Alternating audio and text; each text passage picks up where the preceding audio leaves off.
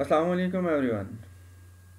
آج بغیر تمہید باندھے میں آپ کو ایک ایسے شخص کا واقعہ سناتا ہوں جس نے مجھے بے حد انسپائر کیا، مجھے متاثر کیا، اور یقیناً آپ لوگ بھی اس سے متاثر ہوں گے اور اس بات پر فخر محسوس کریں گے کہ ہماری سوسائٹی میں اس وقت بھی ایسے درویش صفت اور نیک سیرت لوگ موجود ہیں۔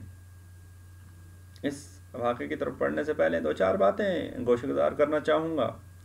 موجودہ دور میں جہاں ہر طرف نفسا نفسی کا عالم ہے اور ذاتی مفادات کی جنگ عروج پر ہے، وہیں دولت کی ہوس اور خاص کر مال مفت کو مال غنیمت سمجھا جانا ایک عام سی بات ہے، اور شاید یہی وجہ ہے کہ ایسے لوگوں کا شمار ریئر پرسنالٹیز یا نایاب شخصیات میں ہوتا ہے جو اس طرح کی اپرچونٹیز ملنے کے باوجود شیطان کے بہکاوے میں نہیں آتے اور دیانتداری اور خوف خدا کا مظاہرہ کرتے ہیں۔ اور ایک ایسی ہی نایاب شخصیت کی حالیہ دنوں کی کہانی آپ کے سامنے پیش کرنے جا رہا ہوں، کیونکہ نبی پاک صلی اللہ علیہ وآلہ وسلم کا فرمان ہے کہ اگر کسی کی اچھائی دیکھیں تو اسے بیان کیجیے، اور اگر کسی کی برائی دیکھیں تو اس پر پردہ ڈالیے۔ اور یہ بھی فرمایا کہ اگر آپ کسی کی برائی پر پردہ ڈالیں گے تو اللہ پاک آپ کی برائی پر پردہ ڈالیں گے۔ ٹو بی آنیسٹ، اگر میں بات کروں اپنی سوسائٹی کی، اگر میں بات کروں اپنے معاشرے کی، تو رواج اس کے برعکس چل رہا ہے۔ جہاں برائی دیکھتے ہی اسے جنگل میں آگ کی طرح پھیلانا بہترین شغل سمجھا جاتا ہے، وہیں کسی کی اچھائی سے آنکھیں چرانا اور چھپانا وہ عمل ہے جو معاشرے کی اکثریت کے جیلس رویے کی عکاسی کرتا ہے۔ چلیے اب آتے ہیں اس انسیڈنٹ کی طرف جو میں بیان کرنا چاہ رہا تھا۔ یہ مارچ کے تیسرے ہفتے کی بات ہے۔ میرا ایک عزیز مسز کو لے کر بازار آتا ہے اور بازار میں کسی جگہ اپنا قیمتی پرس بھول جاتے ہیں۔ اب اس پرس میں اچھی خاصی نقدی رقم اور کچھ قیمتی زیورات بھی موجود ہیں۔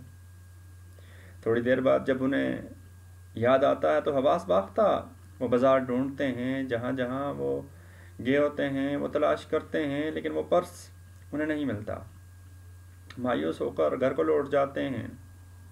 گھر پہنچنے کے بعد تھوڑی دیر بعد انہیں ایک شخص کی کال آتی ہے جو انہیں بتاتا ہے کہ میں فلاں شخص ہوں اور اس وقت فلاں جگہ موجود ہوں، آپ کا پرس میرے پاس ہے۔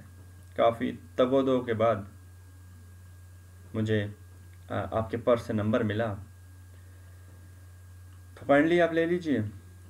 اب وہ عزیز مجھے فون کرتا ہے کہ آپ کائنڈلی فلاں جگہ جائیے، ایک شخص کے پاس ہمارا پرس ہے، وہ ریسیو کر لیجئے۔ اب میں جو اس جگہ پہنچتا ہوں، وہ شخص کھڑا ہو جاتا ہے، انتہائی مؤدبانہ لہجے میں، انتہائی خوبصورت انداز میں مجھ سے مخاطب ہوتا ہے، مجھے بٹھاتا ہے اور کہتا ہے کہ سر، میں آپ سے معذرت چاہتا ہوں کہ آپ کو میری وجہ سے تکلیف اٹھانی پڑی۔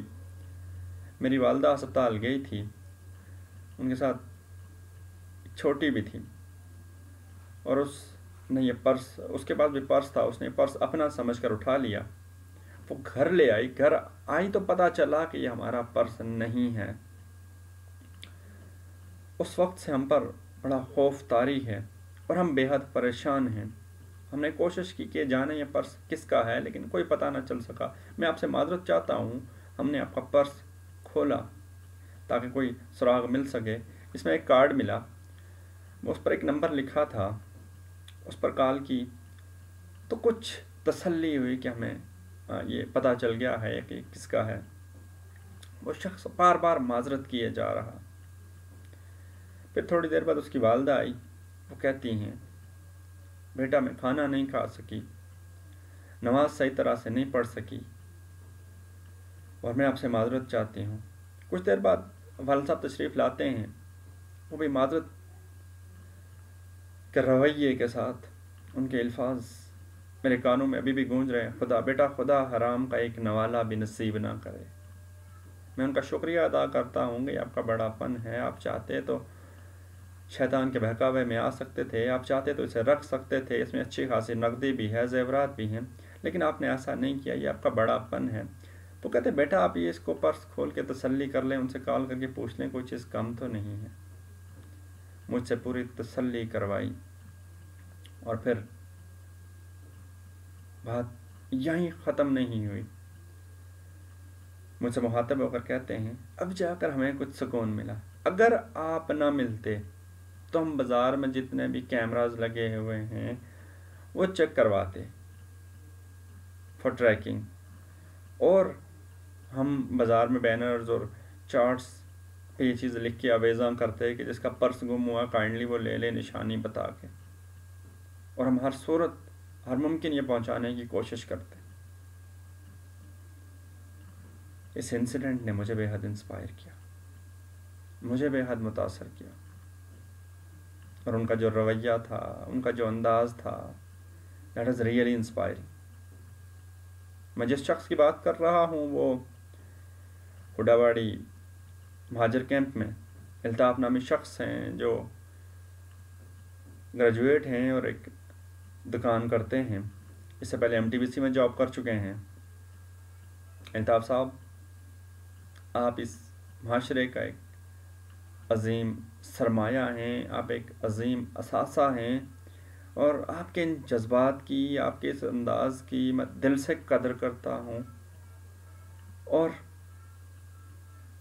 میں امید کرتا ہوں آپ لوگوں سے کہ آپ لوگ یہ عہد کریں گے آج کہ جہاں بھی ہم کسی کی اچھائی دیکھیں گے تو اس کو پروموٹ کریں گے، اور جہاں بھی ہم کسی کی برائی دیکھیں گے تو اس کو جنگل میں آگ کی طرح پھیلائیں گے نہیں، بلکہ سائلنٹلی اس شخص تک یہ میسج کنوے کریں گے کہ یہاں یہ برا ہو رہا ہے، یہاں یہ آپ برا کر رہے ہیں، اس کو سوسائٹی تک نہیں پھیلائیں گے۔ دیٹس اٹ فرام می، اللہ حافظ۔